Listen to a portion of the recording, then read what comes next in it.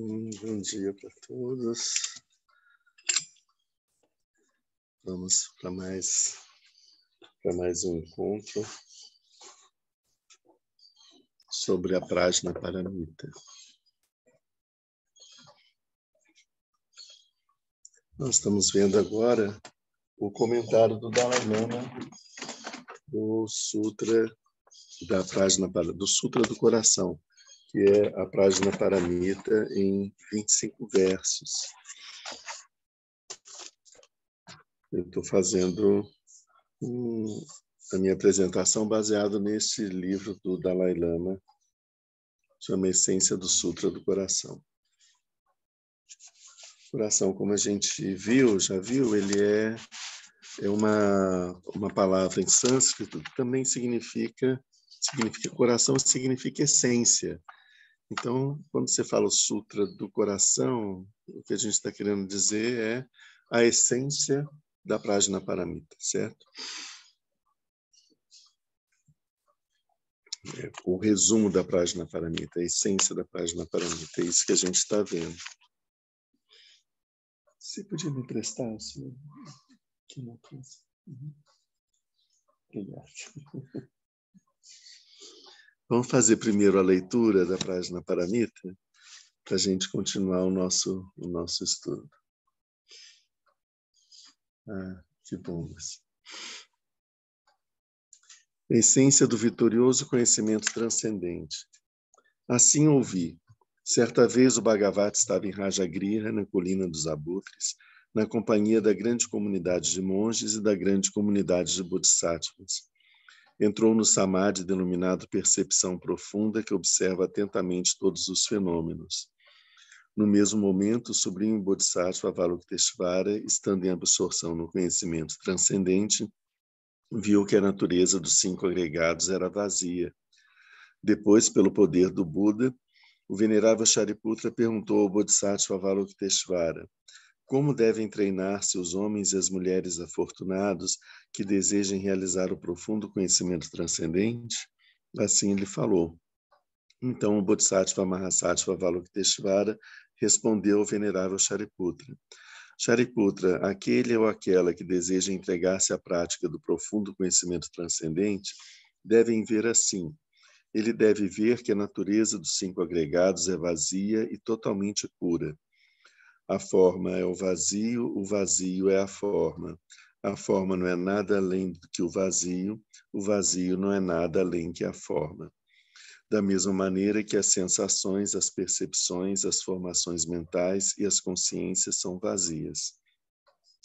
Assim, Shariputra, todos os fenômenos são vacuidade. Eles não têm nem características, nem origem, nem fim. Eles não são nem impuros, nem livres de toda impureza. Nem aumentam, nem diminuem. Eis então porque no seio da vacuidade não há forma, sensação, percepção, formação mental, nem consciência. Não há nem olho, nem ouvido, nem nariz, nem língua, nem corpo, nem mente. Não há nem forma, nem som, nem odor, nem sabor, nem contato, nem fenômeno mental. Não há qualidades inerentes à visão, à audição, ao olfato, ao paladar, ao tato e à consciência mental. Não há nem ignorância, nem envelhecimento, nem morte, nem sua respectiva cessação. Da mesma maneira, não há nem sofrimento, nem origem do sofrimento, nem extinção do sofrimento e nem caminho. Não há nem sabedoria, nem realização, nem não realização. Assim, Shariputra, uma vez que para os bodhisattvas não tem nenhum dano, eles apoiam-se sobre o conhecimento transcendente e ali permanecem. Sua mente é desprovida de todo véu, são destemidos, transcenderam toda visão errônea e passaram definitivamente para além do sofrimento. Apoiando-se sobre o conhecimento transcendente, todos os Budas do passado, do presente e do futuro atingem a budeidade absoluta, o perfeito e insuperável despertar. É por isso que o mantra do conhecimento transcendente, o mantra da clarividência, o mantra insuperável, o mantra inegável, o mantra que alivia totalmente todo sofrimento, não mente. Saiba que ele é verdadeiro. Eis aqui o mantra da perfeição transcendente. Om Gate Gate Paragate Parasangate Bodhisoha. Shariputra, é assim que um grande bodhisattva deve treinar-se no profundo conhecimento transcendente. Depois o Bhagavat saiu de seu samadhi e felicitou o Bodhisattva Mahasattva Avalokiteshvara. Excelente, excelente, nobre filho. É isso, é isso. Depois que o Bhagavat assim disse, o venerável Shariputra, o Bodhisattva Avalokiteshvara, todos aqueles que o cercavam e o mundo com os deuses, os humanos, os semideuses e os Gandharvas se regozijaram e louvaram sinceramente suas palavras. Aqui termina a sublime essência do conhecimento transcendente.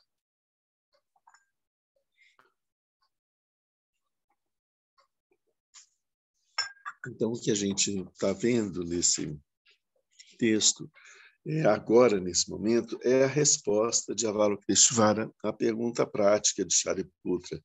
Como que os homens e as mulheres afortunados, ou seja, afortunado significa aqueles que estão seguindo o caminho do Mahayana. Esses são os afortunados. Afortunados porque eles vão alcançar o estágio de Buda, vão alcançar mais rapidamente do que os que seguem o caminho da liberação individual, o caminho do Hinayana. O primeiro ciclo de ensinamentos do Buda é o ciclo que é chamado de Hinayana, o pequeno veículo. Pequeno não por ser menos importante ou por ser deficiente em alguma coisa. Pequeno porque é um veículo que serve para uma pessoa só serve para o praticante. Por isso ele é pequeno. Ele é um veículo que cabe uma pessoa só, que nem aqueles carrinhos que só cabe uma pessoa, ou uma bicicleta, né? Eles vão pegar um carro que o carro anda mais rápido, né? O outro é um ônibus, né? Um ônibus, um veículo muito grande, um transatlântico que cabem muitos seres, né? O Mahayana, ele é o grande veículo porque ele carrega muitos seres. Então, o pequeno e o grande não é uma questão de que este é superior ou inferior ao outro. É simplesmente por essa questão. Então, os ensinamentos do Buda no ciclo do primeiro ciclo de ensinamentos, são dos ensinamentos Mahayana, ele orienta como que você consegue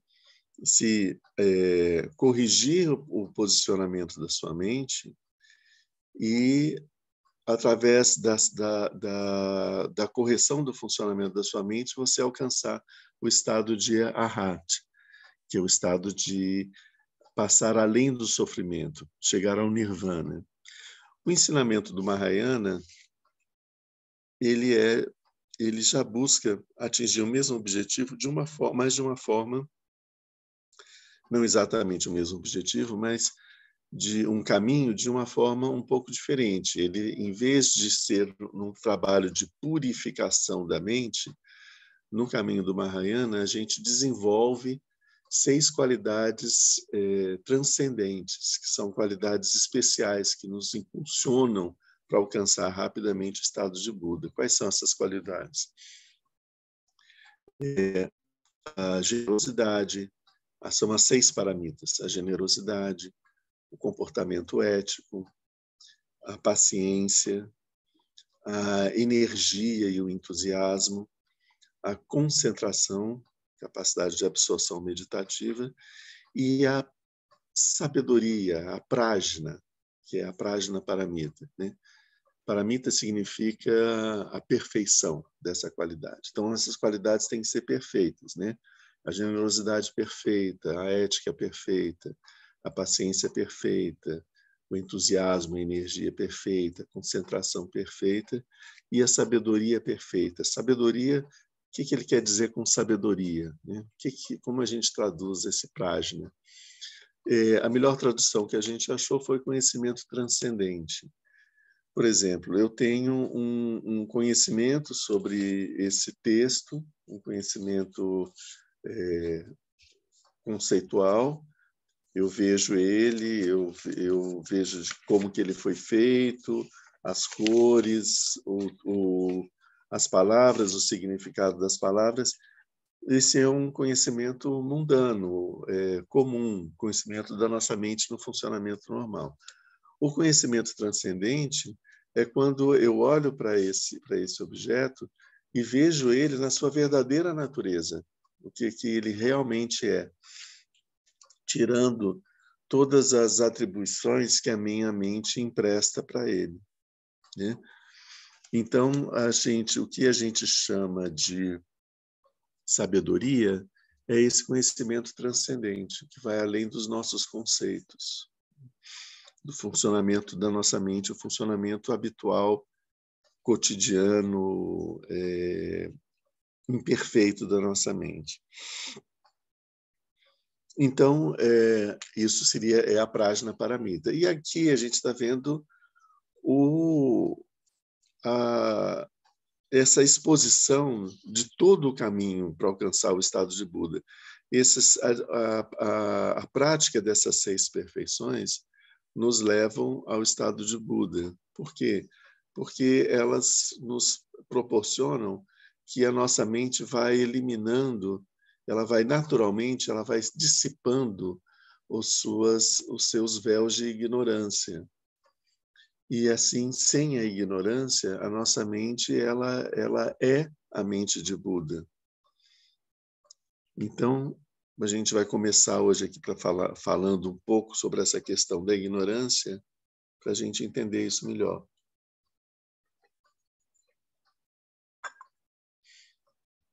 Qual é a diferença entre a nossa mente e a mente de um Buda desperto?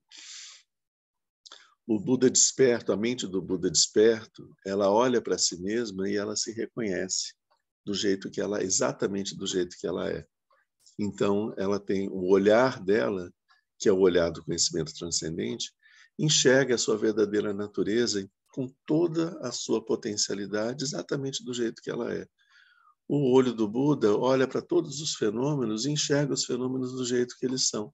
É por isso que a gente diz que o Buda tem esse olhar, que ele consegue olhar para um ser e perceber todo o seu passado, ou seja, todo o caminho que levou ele até aqui, todo o karma que ele acumulou até esse momento, porque o olhar dele é um olhar puro, que vê o objeto na sua total intensidade e natureza. E vendo todo o karma que o trouxe até aqui, dá para saber tudo o que vai acontecer no futuro, porque existe o karma que está amadurecendo nesse momento, que mostra o estado atual, e existe aquele karma que está dormente, que vai amadurecer no futuro. Então ele consegue ver o futuro desses seres, ainda mais porque a mente do Buda não está presa nos conceitos de passado, presente e futuro, que é a forma mundana, habitual e pequena de funcionamento da nossa mente. Esses conceitos não existem na mente do Buda, passado, presente e futuro. A percepção que a mente do Buda tem sobre o tempo é uma percepção transcendente.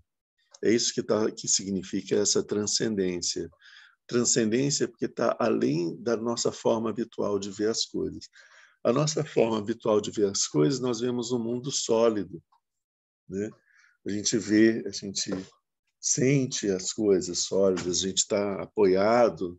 Se você bater numa parede, você vai perceber bem o que eu estou falando, de sentir um mundo sólido, né? Mas o conhecimento da física, por exemplo, nos mostra que essa solidez ela é aparente. Ela é o fruto de uma grande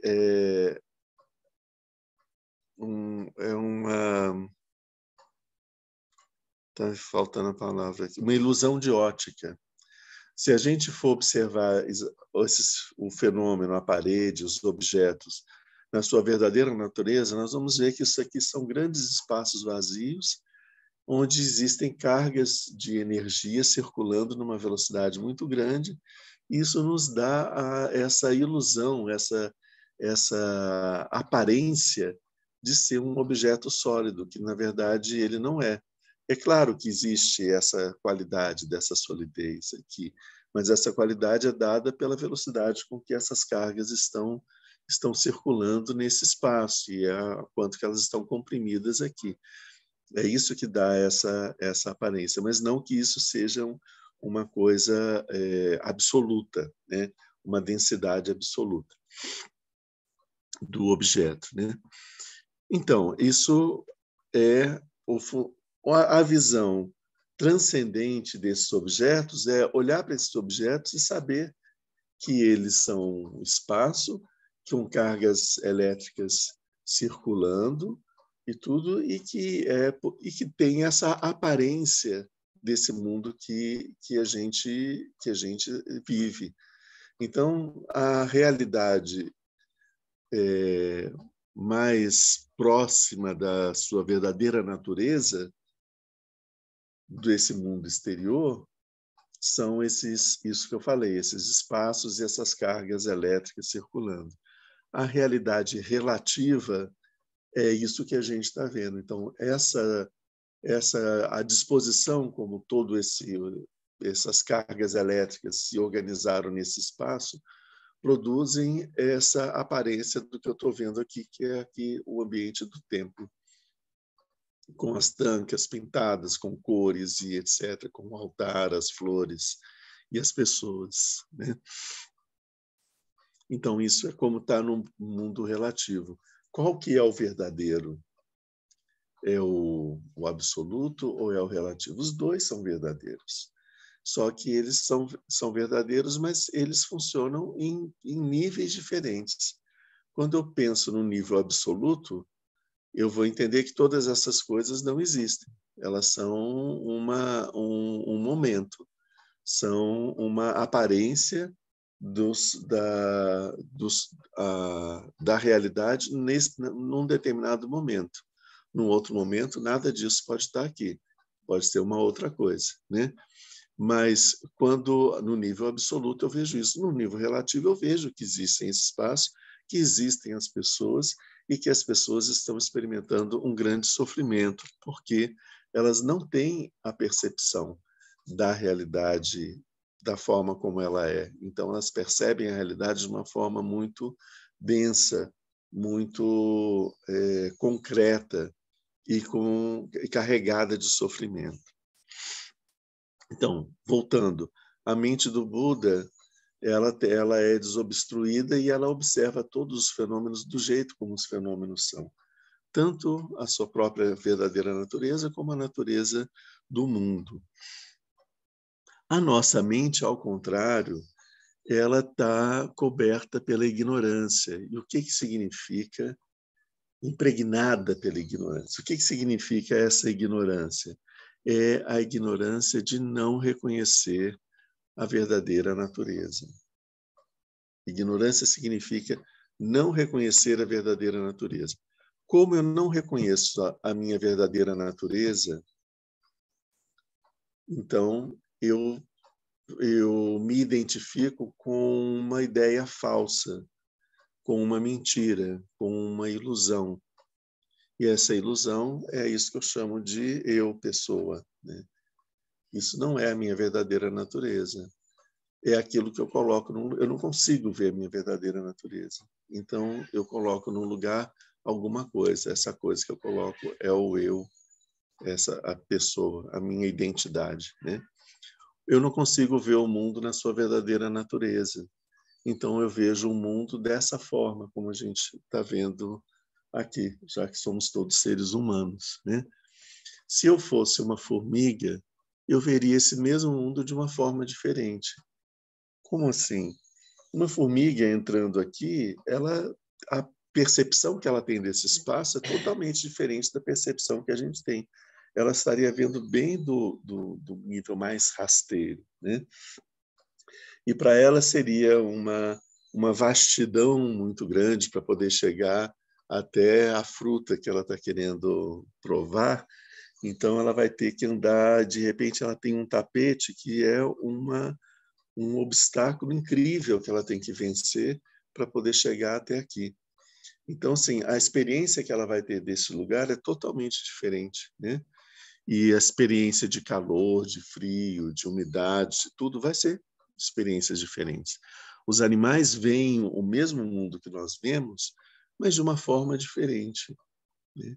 É isso, um cachorro que entre aqui, ele não vai ver da mesma forma que a formiga, mas ele não vai ver esse templo da mesma forma que nós vemos, Porque nós chegamos aqui, nós olhamos que tem lugar para se sentar, tem umas mesinhas para poder fazer a prática, tem um lugar que onde a gente que tem a representação da mente de Buda e de todas as qualidades. Então, que nós vamos ver esse lugar com mais respeito, que a gente deve fazer uma prosternação, etc. Tem um lugar para acender um incenso. O cachorro que entra aqui, ele vai ver um monte de objetos interessantes, ele pode subir na mesa, ele pode deitar no tapete ou deitar na almofada, ou vir para junto das pessoas, né? E a experiência que ele vai ter desse espaço é totalmente diferente, apesar de ser o mesmo espaço. É isso que a gente considera em relação quando fala dos vários reinos. Os deuses que entrarem aqui vão perceber esse espaço do templo de uma forma diferente da forma como nós percebemos. Os espíritos famintos, quando chegarem aqui, vão perceber esse mesmo espaço de uma forma diferente. E os seres dos infernos, se estiverem por aqui, vão experimentar isso de uma forma totalmente diferente. Então, não é que existam mundos diferentes onde esses vários seres diferentes habitam. O ambiente é um só, mas a forma como você experimenta existir nesse ambiente, ela é diferente de acordo com o quê? Com a qualidade que está presente na sua mente, que determina qual experiência que você vai estar vivendo naquele momento. Se é a experiência de um humano, se é de um animal, se é de um espírito, que seja, né? Então, e isso também tem a ver com a ignorância, porque um animal ele vai se enxergar como animal, vai se identificar como um animal por causa da ignorância fundamental que impregna na sua mente, que não permite, que ele não consegue perceber que a natureza da mente dele é a natureza de Buda. Vocês veem que essa questão da ignorância é ela quem determina a quantidade de sofrimento que a gente experimenta, as experiências que a gente vai ter. E qual é o remédio para essa ignorância? O remédio para essa ignorância é a gente perceber, descobrir que essa ignorância é uma ilusão, ela é não existente, ela é um equívoco, né? É uma percepção equivocada das coisas, é uma miragem, é uma ilusão de ótica. Quando eu percebo que eu estava com uma ideia de uma coisa e de repente eu vejo que não é aquilo, que é outra coisa, o mundo mudou ali, né? Tem aquele exemplo típico, né, que é bem interessante. Você de noite, num ambiente com pouquíssima luminosidade, você vê um objeto ali no canto e você tem a impressão de que é uma cobra enrolada. E aí você fica a noite toda em pânico, de olho nessa cobra para ver se ela vai sair dali, né? E se ela pode te atacar ou não, e você não pode se mover, que você está, senão ela te ataca. E quando o dia começa a amanhecer, você percebe que é uma corda enrolada. Então todo aquele sofrimento desapareceu. Você sabe que não existe cobra. Se você voltar a falar da cobra de novo, não, essa cobra foi uma ilusão de ótica. Era sempre uma corda, certo? É isso que é a questão de transcender a ignorância. A gente perceber que era um equívoco, que aquilo era uma ilusão de ótica, era uma impressão, não era verdadeiro, né? Então, toda vez que a gente consegue aumentar essa luz dentro da nossa mente em relação a um determinado fenômeno que a gente observa, a gente elimina uma camada de ignorância e a luz da mente de Buda, ela se manifesta com mais clareza. A forma da gente superar o sofrimento, já que o sofrimento é produzido pela ignorância, é a gente destruir a ignorância. E a de ignorância, ela é uma coisa que não existe. Isso aqui é o paradoxo, né? O fato de existir a ignorância faz com que nós nos identifiquemos com uma ilusão e a gente sofra no samsara. Mas a ignorância significa o quê? Significa mentira. E a mentira é uma coisa que não existe. A ignorância significa não perceber o real. O real é aquilo que existe. Então, a ignorância, ela esconde o real. Mas a ignorância, o que é ignorância? É uma coisa que não existe. Então, destruir a ignorância é algo quase que paradoxal, porque a gente está destruindo uma coisa que nunca existiu, que foi só um equívoco da nossa mente, né? Mas que produz toda essa carga imensa de sofrimento. O ensinamento do Buda, já no primeiro ciclo de ensinamentos, o primeiro ensinamento que ele deu, foram as 4 nobres verdades. O sofrimento existe. A causa do sofrimento é a ignorância. A segunda nobre verdade, a origem do sofrimento é a ignorância. Então, a origem de todo o sofrimento é a ignorância. Quando a gente entende que a ignorância ela é a origem de todo o sofrimento, a gente imediatamente entende também que o sofrimento ele não tem uma existência em si, porque ele é fruto de um pensamento equivocado. Então, ele só existe enquanto o nosso pensamento está perturbado, equivocado, e a gente está acreditando numa coisa que não existe. Então, a gente sofre por isso. Quando desaparece essa ignorância, a gente deixa imediatamente de sofrer. Quando eu descubro que a cobra é uma corda, eu paro de sofrer. Não tem como eu sofrer mais, porque não existe mais aquilo que estava me causando medo, né? E qual é a forma da gente poder superar a ignorância? Através da prajna, porque a prajna paramita, a sabedoria, o conhecimento transcendente, é aquela qualidade da nossa mente que conhece os objetos do jeito que eles realmente são e não do jeito como eles parecem ser. Enquanto a gente se relaciona com o mundo e com a gente mesmo, enxergando as coisas como elas parecem ser para a gente vive nesse estado de ilusão, de ignorância que gera sofrimento. E quando a gente consegue, através do conhecimento transcendente, ultrapassar essa aparência e perceber a realidade das coisas, o sofrimento desaparece. Então, Avalokiteshvara, que é o Bodhisattva da compaixão, Chirenzi, ele olha para todos os seres e vê todos os seres sofrendo imensamente no samsara. E ele se pergunta assim, mas estão sofrendo por quê, né? E aí ele percebe que as pessoas estão sofrendo por quê? Porque elas têm ideias completamente alucinadas, equivocadas, que não têm absolutamente nada a ver com a realidade. E por conta disso elas estão sofrendo por uma mentira, estão sofrendo por um pesadelo, né? É como se fosse um sonho, porque aquilo não é real. Mas as pessoas sofrem.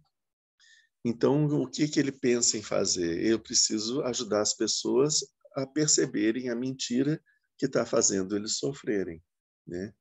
Então, eu tenho que ajudar as pessoas a desenvolver o conhecimento transcendente para que elas possam enxergar as coisas, não enxergar por trás da mentira a verdadeira natureza das coisas. E perceber que a mentira que está produzindo o seu sofrimento não é uma mentira, né?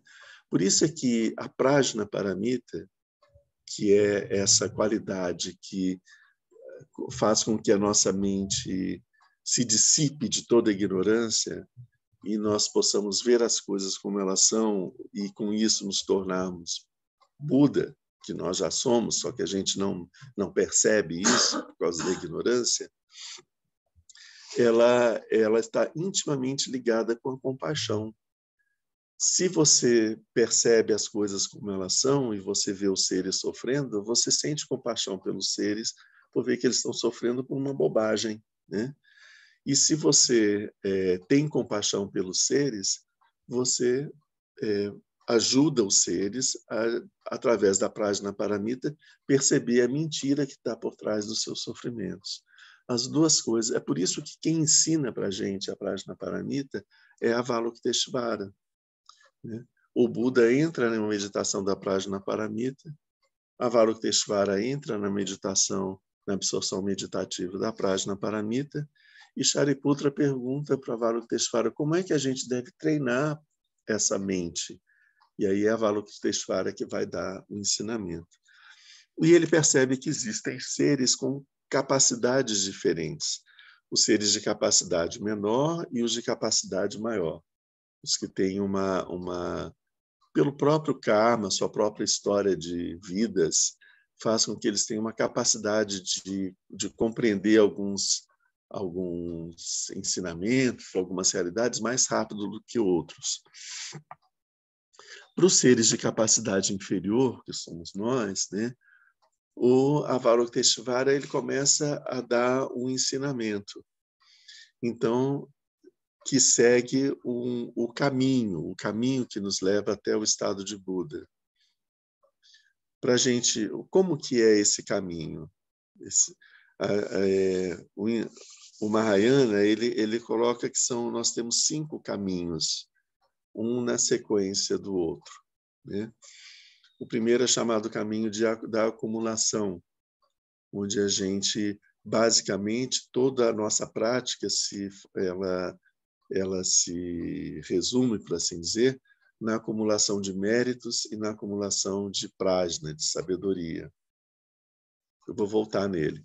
Depois você tem o caminho da junção, que é quando você aperfeiçoa e desenvolve essa capacidade, produzindo mais mérito e mais sabedoria, até que chega um momento onde você tem uma percepção da vacuidade. Quando a gente tem essa percepção da vacuidade, a gente entra no terceiro caminho, que é chamado o caminho da visão. A gente tem a visão da vacuidade. E aí, no caminho da visão, a gente vai tentar estabilizar essa visão, porque uma coisa que é um lampejo, para que a gente possa ter isso com mais constância, né? E não ser só alguns momentos.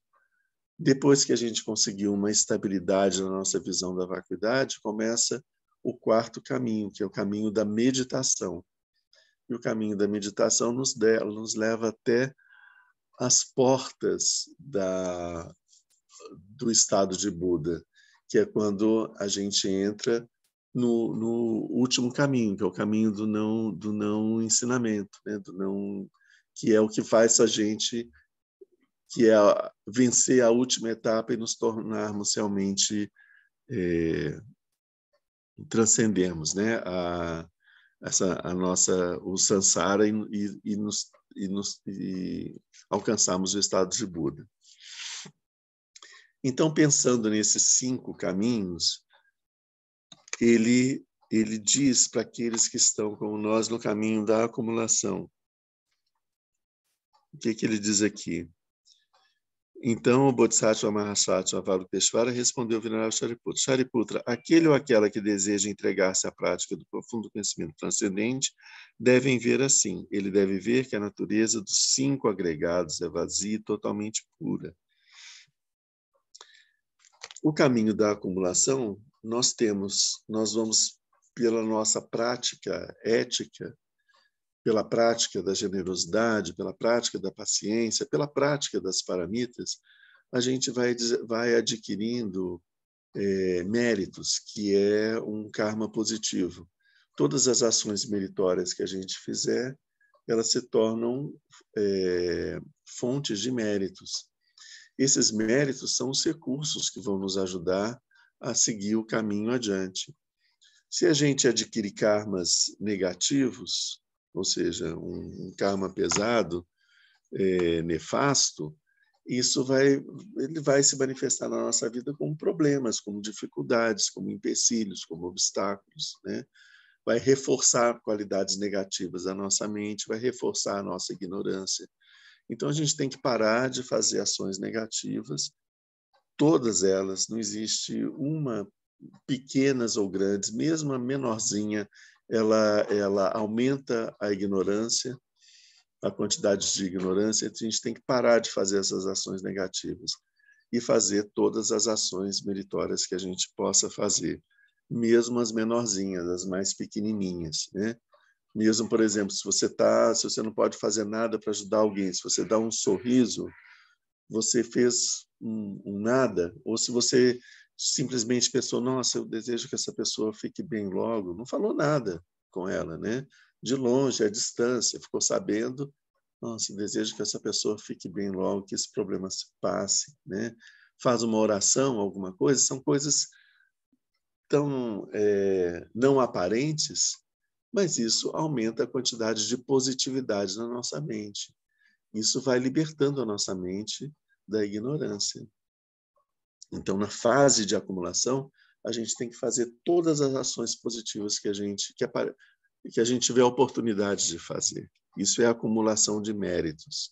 Que é a nossa vida inteira, né? Hã? Que é a nossa vida inteira. Sim. Enquanto a gente está no caminho de acumulação, a gente faz isso e a gente está fazendo isso também para poder seguir pelo caminho. Depois, quando a gente passa para os outros caminhos, a gente continua fazendo isso, porque é o que tem para ser feito. E quando a gente se torna Buda, aí a gente vai fazer com uma perfeição maior, né? Porque não existe uma outra ação para um Buda fazer que não seja as ações meritórias, né? Exatamente. Então, além disso, a gente tem além de acumular esse mérito, a gente precisa acumular sabedoria. Porque se a gente acumula os méritos e a gente não acumula sabedoria, conhecimento transcendente, a gente corre o risco de utilizar essas qualidades, esses méritos, essas facilidades dentro do próprio samsara, para o nosso conforto do samsara, e não utilizar isso para a gente poder alcançar o estado de Buda, que é o nosso grande interesse, né? Então, acumular sabedoria significa tentar, em todos os momentos, perceber a realidade das coisas por trás das aparências, né? Por trás de como a gente percebe as coisas. Num nível muito mundano, a gente já vê no relacionamento com as pessoas, na nossa vida no dia a dia, tem uma série de situações que a gente percebe que são aparências. Quando a gente tenta ir atrás dessas aparências, a gente começa a perceber uma outra realidade que a gente não dá conta. Às vezes a gente vê uma pessoa fazendo uma ação negativa e aí a gente já vem com um julgamento em cima dessa pessoa, com um sentimento negativo em relação a ela. Quando a gente começa a ver atrás das aparências, a gente vê como estava a vida dessa pessoa, como foi a vida dessa pessoa e quais foram as circunstâncias que fizeram com que ela tivesse aquela ação negativa. E aí o sentimento que a gente vai ter não é de chegar e de passar a mão na cabeça e dizer tudo bem, desapareceu a sua ação negativa. Não é isso. O que a gente vai sentir vai ser uma grande compaixão de falar, nossa, foi por isso que ele fez isso, né? Ele fez uma coisa ruim, mas ele fez por um grande sofrimento, estava dentro de um grande sofrimento. E aí eu vou ter compaixão do seu sofrimento, não da ação que ele fez. A ação negativa vai produzir sofrimento para os outros, para si mesmo. Não tem como a gente contemporizar ou anular as ações negativas. Elas são nefastas, ponto, né? São nefastas, ponto. Têm que ser evitadas, não podem ser praticadas. A gente tem que eliminar elas mesmo. A gente tem que eliminar as ações negativas. A gente tem que ir contra, atacar, combater, guerrear as ações negativas. Não as pessoas que fazem essas ações. Isso tem que ser muito claro na nossa mente. Se a gente percebe alguém envolto numa grande negatividade, em ações de muita intensa negatividade, são essas ações, esses pensamentos, essas ideias que nós vamos ter que combater sempre, porque no nosso caminho a gente tem que combater essa maldade que existe, né? mas não as pessoas, porque a gente entende que as pessoas elas agem dessa forma por causa da ignorância, por causa do equívoco. Então, essas pessoas merecem apenas compaixão, né?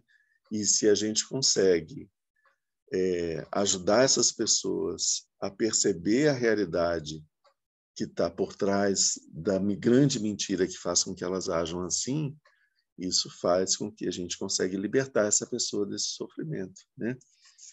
E da manutenção desse sofrimento. Então, esse ponto. E como que o Avalokiteshvara ele diz para a gente inicialmente começarmos a perceber a vacuidade? Ele está falando, a gente deve ver assim, ou seja, é um trabalho que a gente tem que fazer. A gente tem que refletir sobre os ensinamentos, a gente tem que questionar, será que é isso mesmo? Experimentar, praticar, tudo isso dentro desse capítulo da acumulação. E ele começa com os 5 agregados. Ele fala a forma, os 5 agregados são vazios. Vazios, como a gente já viu, de existência intrínseca.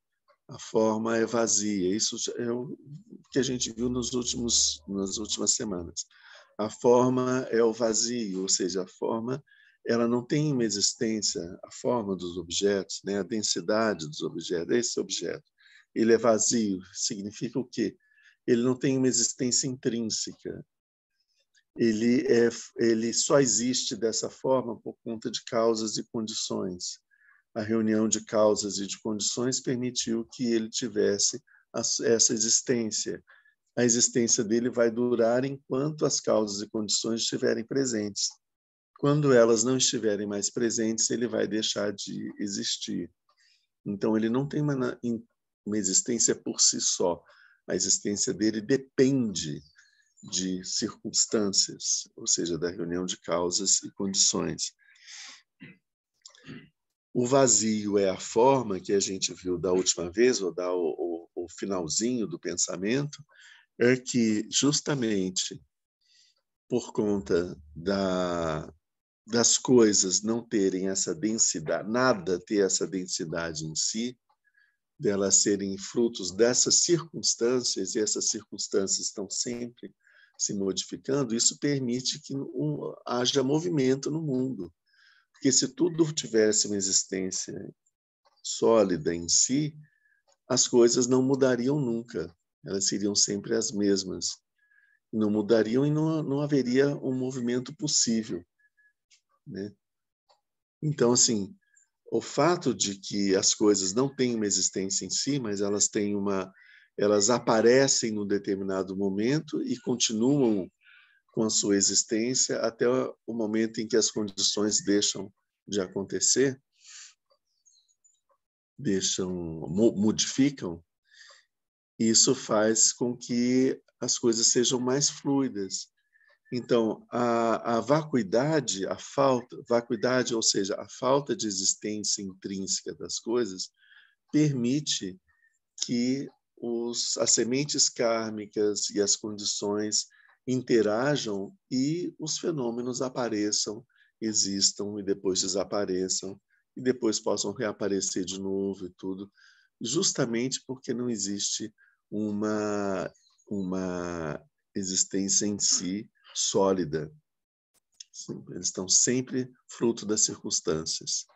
E aí a gente percebe que não só o mundo inteiro ele existe por causa de uma interação de quantidades infinitas de causas e de condições, isso faz com que o mundo exista para a gente dessa forma, como também a nossa própria existência, nossa própria identidade, ela é fruto de causas e condições. Se eu tivesse nascido num outro país, eu estaria falando uma outra língua, estaria vendo o mundo de uma forma diferente. Se eu tivesse nascido num outro sexo, estaria vendo as coisas de uma forma diferente. Se eu tivesse nascido num outro tempo, eu teria vendo todas as coisas e agindo de uma forma diferente. Então, a minha existência aqui agora, ela é única e ela ela só é possível nessas circunstâncias onde nós estamos vivendo no mundo, porque foi todo o passado de coisas que aconteceram, de pessoas que passaram pelo mundo, de coisas que aconteceram no mundo que permitiram que eu existisse nesse momento agora desse jeito. Isso significa que no futuro, se eu existir no futuro, vai ser de um jeito diferente, vai depender das circunstâncias desse futuro e das coisas que acontecerem. Então, eu também não tenho uma existência intrínseca, sólida, em mim mesmo. A minha existência, ela depende não só das causas kármicas, como também das circunstâncias que são as condições para que essas causas possam se manifestar. Isso faz com que eu tenha uma grande quantidade guardada de sementes kármicas que não têm condições de se manifestarem nesse momento, então elas ficam adormecidas. E no momento mais adiante, elas podem vir à tona e se manifestar. Por exemplo, uma pessoa que tem um karma de uma coisa bem banal, tá? Bem rasteira, assim, né? Em relação ao karma. Uma pessoa que tem um karma de morrer afogada no mar, né? Só que ela vive no meio do país. Ela tem a causa de morrer afogada no mar, né? Que é a sua causa kármica, mas não tem as condições para que isso aconteça. E se ela nunca sair de onde ela está, isso não vai acontecer nessa vida, ela pode morrer de uma outra coisa. E ela vai continuar guardando aquela causa lá para uma próxima existência. No dia que ela resolve visitar o mar, acontece um fenômeno e aí aparece a condição necessária e se essa causa já estiver ali na agulha, né, ela já vai, acontece. Aí acontece, né? A gente vê, às vezes, relatos de pessoas que falam isso, que tiveram um acidente ou alguma coisa numa situação totalmente diferente do que a pessoa vivia, né? Tipo assim, como essa do que eu falei agora. Bom, então isso é como a gente deve fazer no caminho da acumulação. E ele estende, a gente deve estender isso para sensações, percepções, formações mentais e consciências. Ora, esses 5 agregados, formas, sensações, percepções, formações mentais e consciências, são 5 agregados que formam o nosso eu, que produzem a ilusão de um eu. Quando essas coisas estão presentes, eu tenho a minha forma, eu tenho sensações do mundo, eu tenho percepções se as coisas são agradáveis, desagradáveis, etc.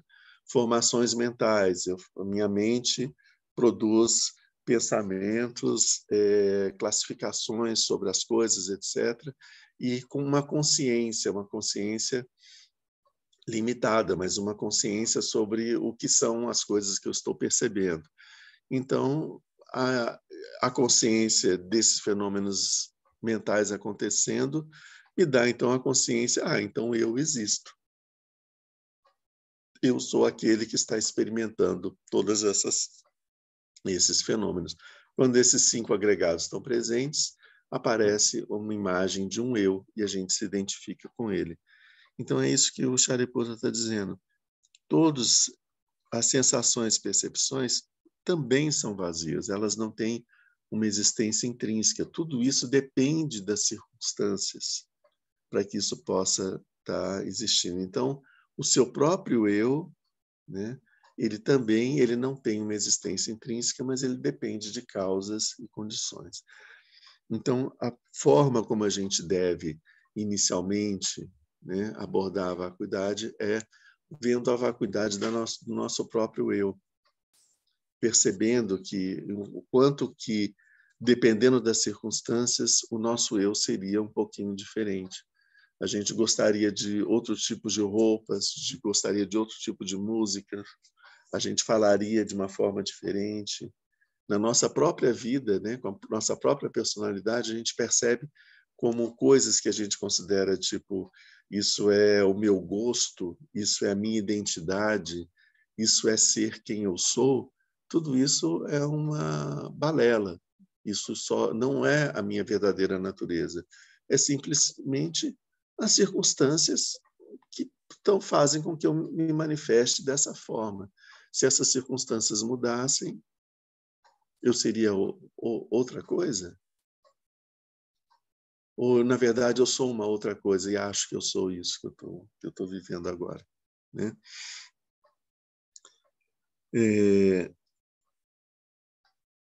Depois, veja bem, o texto, como que ele diz aqui.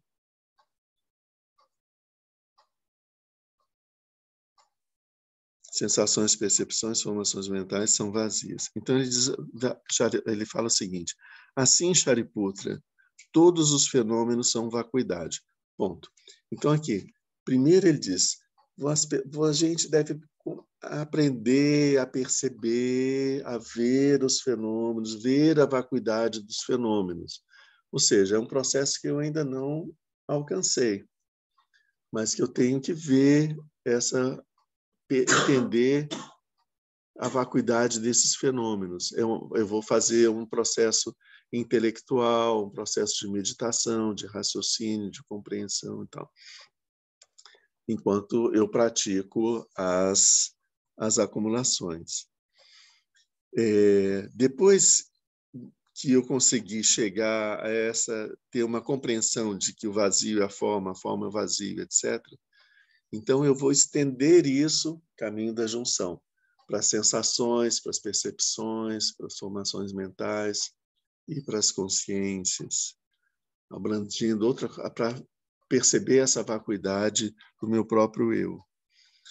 Então ele diz, assim, Shariputra, então, Shariputra, nesse momento, então, Shariputra, percebemos que todos os fenômenos são vacuidade. Aqui, então, a gente percebe a vacuidade.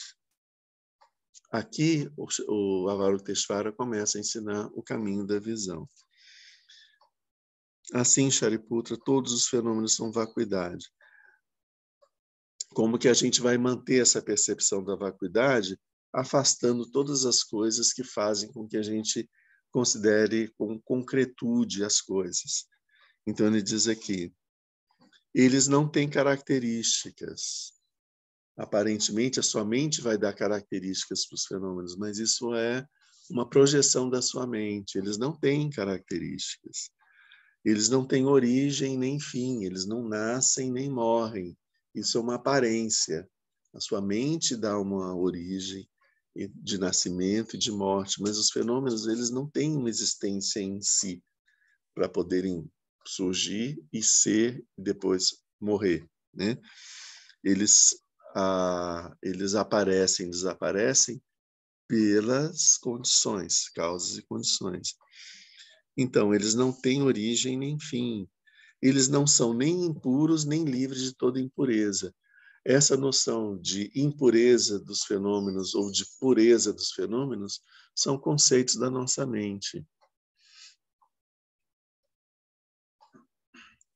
É isso que a gente não tem uma existência. As coisas estão além disso.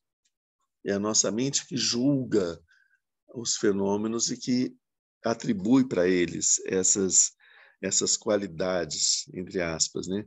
Eles nem aumentam nem diminuem. Isso é uma ilusão da nossa própria mente, de atribuir para as coisas que elas estejam aumentando, que estejam diminuindo, que estejam próximas, que estejam distantes. Tudo isso são autorreferências. A partir do meu ponto de vista, eu percebo as coisas dessa forma. Mas isso não tem a ver com as coisas. Isso só fala do funcionamento da minha mente. As coisas elas estão longe disso. Indiferente se uma formiga vê isso aqui de um jeito, se um cachorro vê esse espaço de um jeito, se eu vejo de um jeito, se os espíritos veem de um jeito, se os deuses veem de um jeito, cada um de um jeito diferente, isso não tem a ver com o espaço em si, tem a ver com o fenômeno em si, tem a ver com a mente de cada um desses seres. As nossas mentes é que atribuem qualidades para os objetos, né? Então, se eu vou ver esse altar com respeito, é a minha mente que vê, que atribui o respeito para uma qualidade para esse altar. Os deuses podem ver da mesma forma, mas os espíritos talvez não vejam assim, os animais não vejam assim. Agora, os objetos que tem no altar, eles não têm nada a ver com o respeito que eu tenho por eles ou a falta de respeito que eu tenho por eles. Não afeta esses objetos, certo? A forma como eu os enxergo, as qualidades que eu atribuo para eles não afetam. Eles são o que eles são e pronto. Eles são o que eles são. Tudo que eu penso a respeito deles é um problema meu, né? Isso é que a gente tem que ver aqui, né? Quando isso vai para as pessoas, muda. Como assim? O modo como eu vejo o Senhor pode afetar para algumas pessoas. O modo como eu vejo, sei lá, uma pessoa pode afetar a pessoa, como ela é vista por mim. Sim. Essa relação, ela existe e tem uma interdependência aí que a coisa começa a ficar complicada. Sim, se você, em relação às pessoas, se eu enxergo, aquilo que eu enxergo nas pessoas é absolutamente meu. As pessoas não têm nada, nenhum compromisso, nem nada a ver com isso, né? Não são afetadas. Não, as pessoas não têm. Elas são o que elas são. Se eu acho que elas são uma coisa diferente, elas continuam sendo o que elas são. Eu vou tratá-las de forma diferente. Isso vai gerar, talvez, algum atrito, porque eu vou tratar pensando numa coisa que não é a realidade, né? Então, eu vou esperar de alguém uma coisa que essa pessoa nunca disse que ia me dar, né? Pode gerar algum atrito.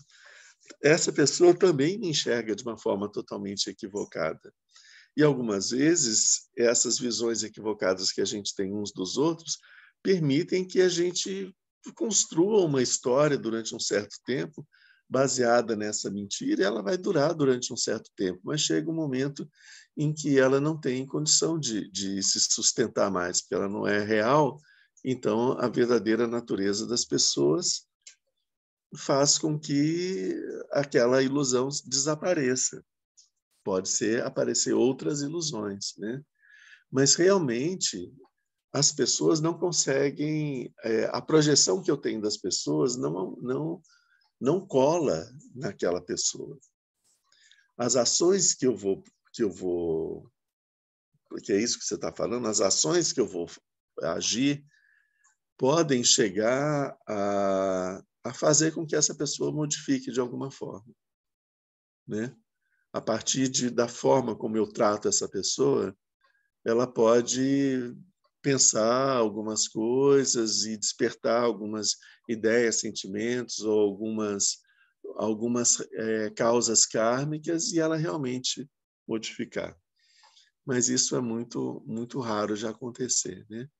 Então, mas aí a pessoa modifica porque ela mudou e não porque eu vi ela de uma forma diferente, né?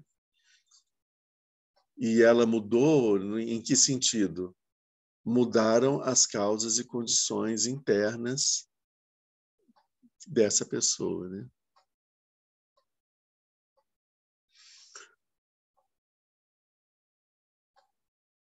Sempre é assim com todas as coisas, né? A nossa visão equivocada. Olha só, veja bem, se eu olho para alguém e vejo essa pessoa como um Buda, eu não estou tendo uma visão equivocada dela, eu estou tendo uma visão real dela, ela é um Buda, né? Ela pode não saber, eu também não, ela pode não se comportar desse jeito, né? Isso não é uma visão equivocada. Se eu vejo ela como um demônio, é uma visão totalmente equivocada minha, né? E aí tudo que ela fizer eu vou entender como sendo feito por um demônio. Vou perceber assim. Isso vai mudar a verdadeira natureza dela? A verdadeira natureza dela é que ela é Buda. Não vai mudar. Ela pode ter aparência, um momento, por conta da sua ignorância acumulada, né, em que ela se manifesta de uma forma equivocada, porque ela se identifica com um eu totalmente perturbado e falso, fruto de uma mentira, né? Mas isso significa, é apenas o seguinte: a visão que ela tem dela mesma é falsa, né? E a visão que eu tenho dela também é falsa. Então é uma visão falsa se chocando com uma outra autopercepção falsa, sendo que na realidade eu sou Buda e o outro é Buda, né? Isso aqui é a realidade, né? Então a percepção transcendente é quando a gente tem essa visão pura, né?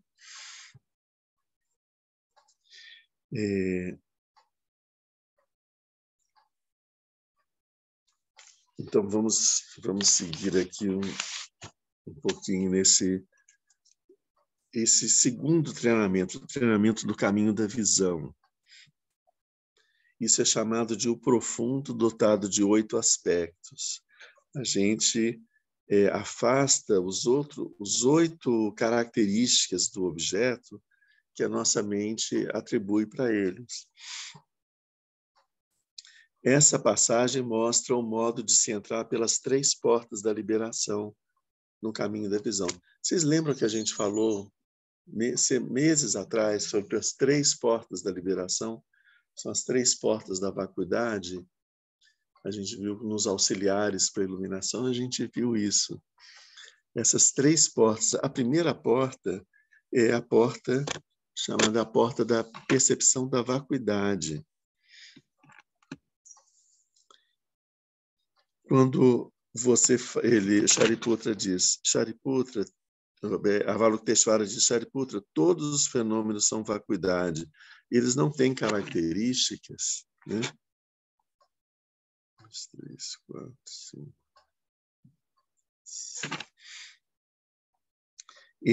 Isso nos faz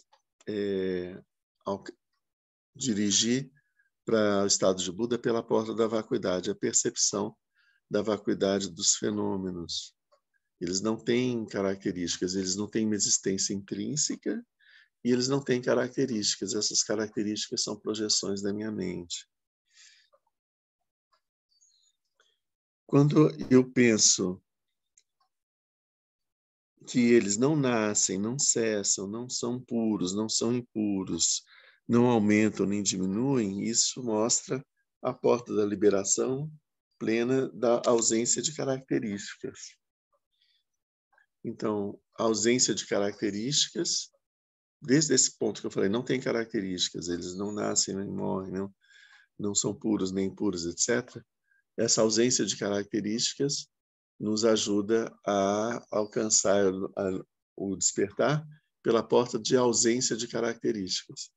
Quando a gente, na meditação, na absorção meditativa, a gente afasta dos objetos, né, dos fenômenos, todas as características que a nossa mente atribui para eles, né?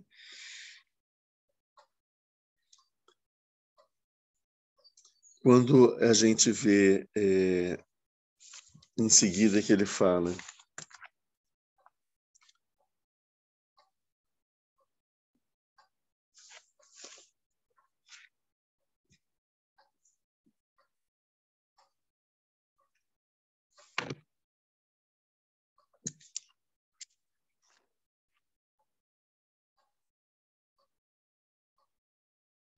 que a gente tem tanto os fenômenos que são todos os fenômenos que estão impregnados de sofrimento, que é o que a gente chama de fenômenos impuros porque estão impregnados de sofrimento, eles não têm uma existência em si.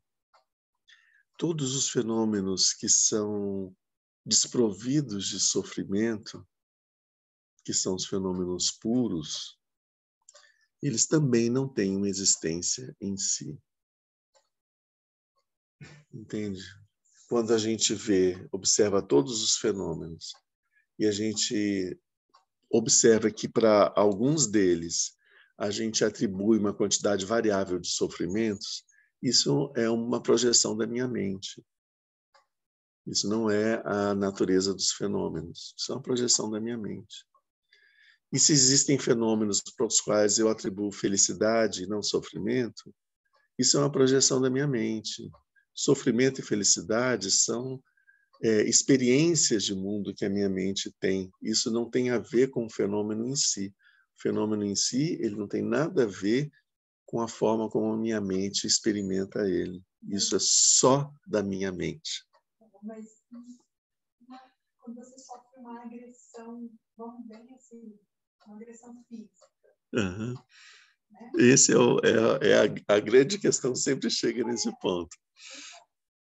É uma agressão física, né? Se a gente sofre uma agressão física... O que é essa agressão física? Como que ela acontece? Ela acontece por uma reunião de causas e de condições, né? É importante que eu tenha as causas para experimentar essa experiência, senão não experimentaria, outras pessoas não experimentam. E as condições, que essas são as circunstâncias em que isso aconteceu. Essas condições, mostram do sofrimento, da ignorância, das pessoas que estão envolvidas, entende? Isso tudo enxergar o fenômeno como ele é. Perceber todas as causas, não só as causas minhas, como as causas dos outros, as causas de todos os outros seres em volta, as condições onde aquilo está acontecendo, né? Isso é que produz esse fenômeno da agressão, mas a agressão ela não tem uma existência em si. Ela não é sólida. Quando reúne isso tudo, é possível a agressão se manifestar. Se existe uma condição diferente que produz uma resistência, que produz um isolamento, ou seja, uma pessoa que chega e que fala, não, isso não vai acontecer, você não vai fazer isso, e não permite que a agressão aconteça, entende? Isso é a condição que faltou naquele momento. Ou, às vezes, da própria pessoa, de chegar e de fugir, ou de se colocar numa posição onde ela não seria atingida, né? Ou de outros. Então, essas condições são condições que não estavam presentes. Se elas estivessem presentes, a agressão não existiria, né? É isso que é a vacuidade da agressão. A agressão é uma coisa errada? Sim, sempre é uma coisa errada, né? Agora, eu posso experimentar isso de formas diferentes. É uma outra coisa, entende? Eu posso experimentar isso, por exemplo, seu filho está com um corte, você tem que cuidar, uma criança pequena, tem que fazer passar um curativo ali, tudo. Ele começa a gritar e ele te xinga, e te bate, te chuta, te morde, te agride de toda forma. Você não vai se sentir agredido de jeito nenhum, né? E nem dor você vai sentir direito por conta disso. Você sabe que você tem que fazer aquilo, você vai fazer e você não vai se sentir agredido, né? Mas se você está passando na rua em determinado momento, uma pessoa olha para você e cospe de lado ou te xinga alguma coisa, aquilo te fere profundamente. Nem tocou no seu corpo, mas te fere profundamente, né? Então, tudo isso depende por quê que é diferente isso, né? Então, quando a gente está no caminho, a gente tem que aprender a experimentar situações agradáveis e desagradáveis com o mesmo sabor. Não ficar super feliz porque tem alguém te bajulando, porque essa bajulação ela é vazia, e nem ficar muito triste porque tem alguém te vaiando ou te agredindo, mas manter uma equanimidade, né? Entende? É nesse ponto que a gente não está aqui dando permissão para que uma agressão aconteça. Mas quando você é um bodhisattva que está já avançado no caminho e você está sofrendo uma agressão, você mantém a sua mente estável e você não se deixa se sentir agredido por isso, né? esse que é o ponto aqui do...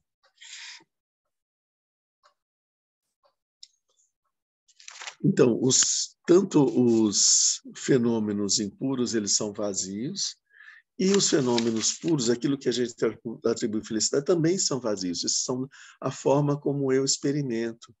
E quando eu percebo que se eu gosto mais de alguém que me bajula do que alguém que me bate, né?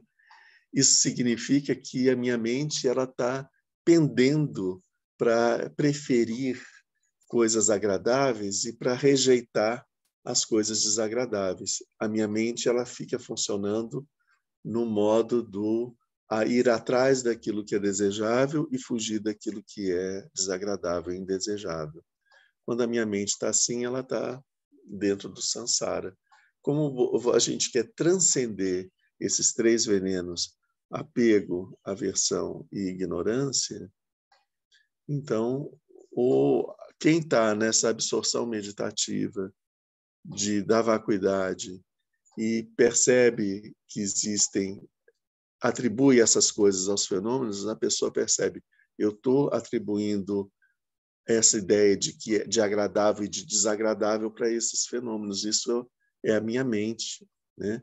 Então, eu preciso afastar essa tendência da minha mente de atribuir qualidades para esses fenômenos.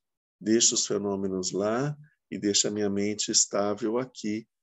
Não importa o que aconteça na minha frente, a minha mente não vai se perturbar, né? Isso é o estado de Buda. O que aconteceu? Como foi o momento da iluminação do Buda? Ele foi atacado pelos exércitos de demônios que vinham com todas as armas possíveis, fazendo barulho, etc. Pirotecnia, né?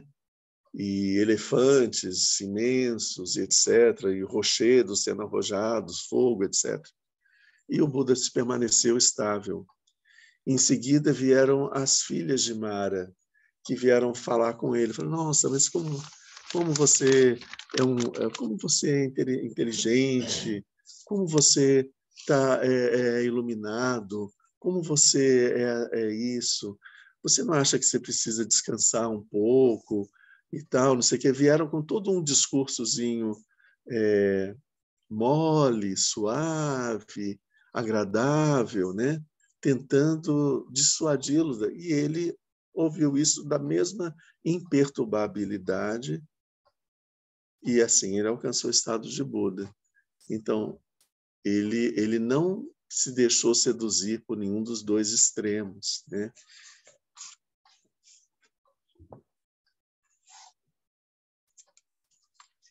Então, essa é a porta da vacuidade chamada não tomada de consideração, que é não, no final das contas, não desenvolver um julgamento, uma inclinação mais para uma coisa do que para outra, né? Por exemplo, tem o Sansara e tem o Nirvana. Bom, então eu vou abandonar o Sansara e eu vou para o Nirvana. O Nirvana é a paz, o fim do sofrimento, eu vou para o Nirvana. Então, se eu estou assim, eu não consigo passar pela porta da liberação, porque eu estou preferindo o Nirvana do que o Sansara. E para passar pela porta da iluminação, eu vou ter que entender que Sansara e Nirvana são projeções da minha mente. Não tem nada a ver com as coisas como elas são. São expectativas que eu faço de vivenciar as coisas como sofrimento ou como felicidade.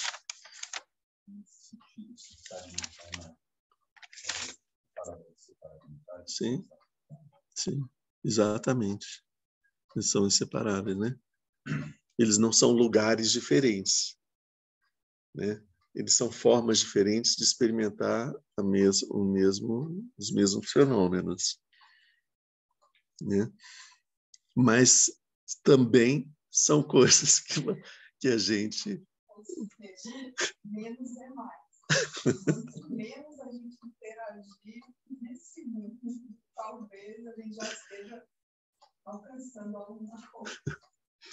Quanto menos a gente criar abobrinha na nossa cabeça. Acho que essa é a história. A gente tem que tirar todas elas, né? Ficar com a mente sem abobrinha nenhuma, sem projeção nenhuma, olhando para as coisas assim. Né? Com... a gente tem a ideia, talvez, do nosso tamanho no universo. Nesse sentido. Menos abobrinha. Sim, que quando a gente afasta tudo isso, a mente fica clara, limpa. Aí a gente consegue ver as coisas, né? É difícil isso, porque a gente atribui sentidos, né? Eu sempre que eu for que eu olhar para isso aqui, eu vou pensar que é um sino, que é um objeto, que faz um som, que existe para isso, que deve ser tocado nesse momento. Tudo isso são construções da minha mente. Mas isso aqui é um pedaço de metal que uma pessoa trabalhou, que ela tinha uma intenção quando ela fez isso, ela tinha uma visão de mundo quando ela fez isso, ela produziu um objeto desse jeito. Mas é metal. Né?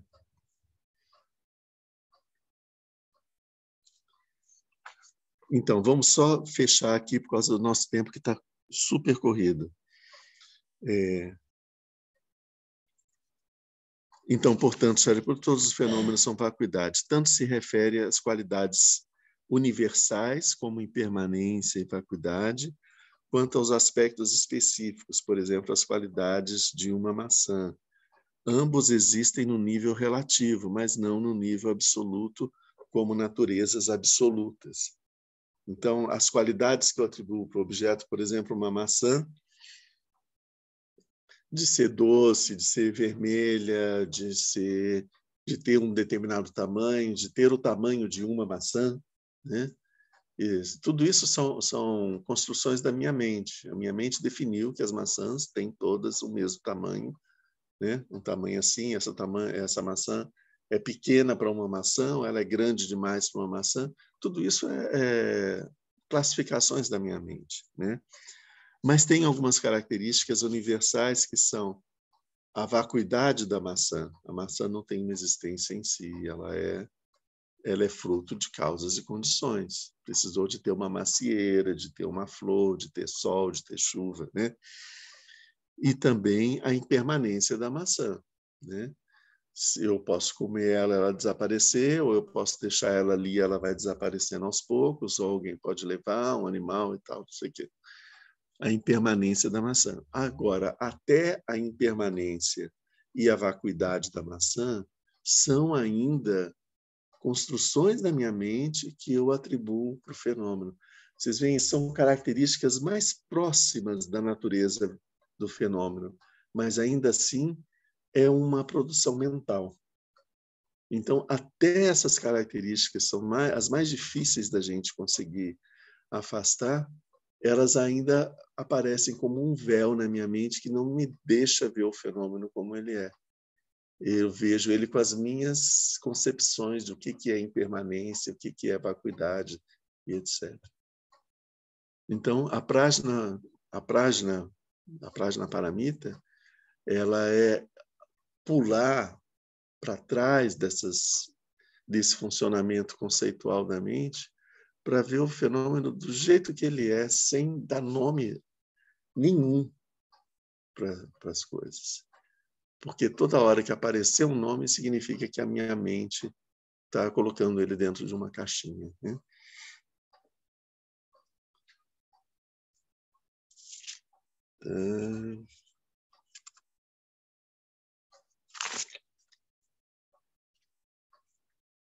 Bom, então tá, a gente vai parar por aqui e a gente vai continuar depois em abril esse nosso estudo.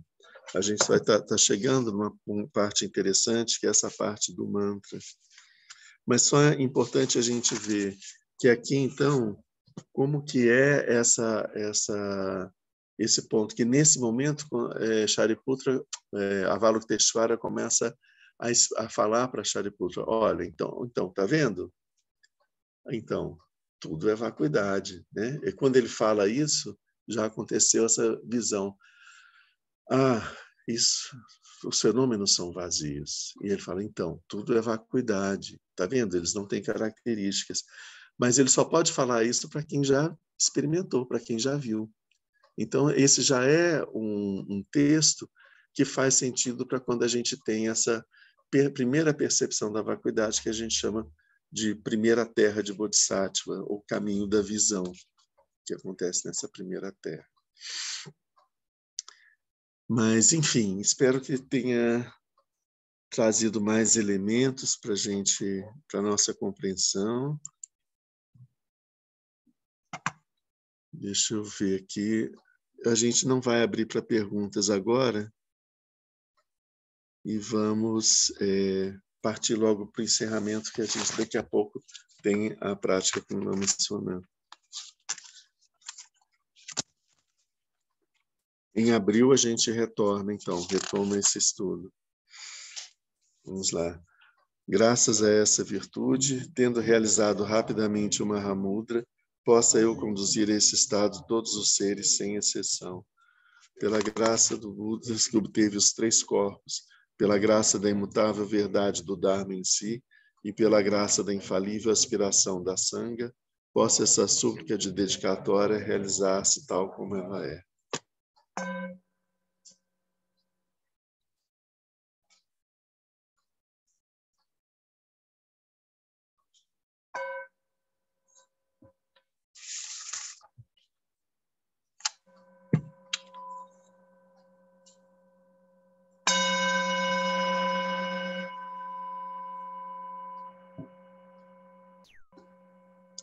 Boa semana.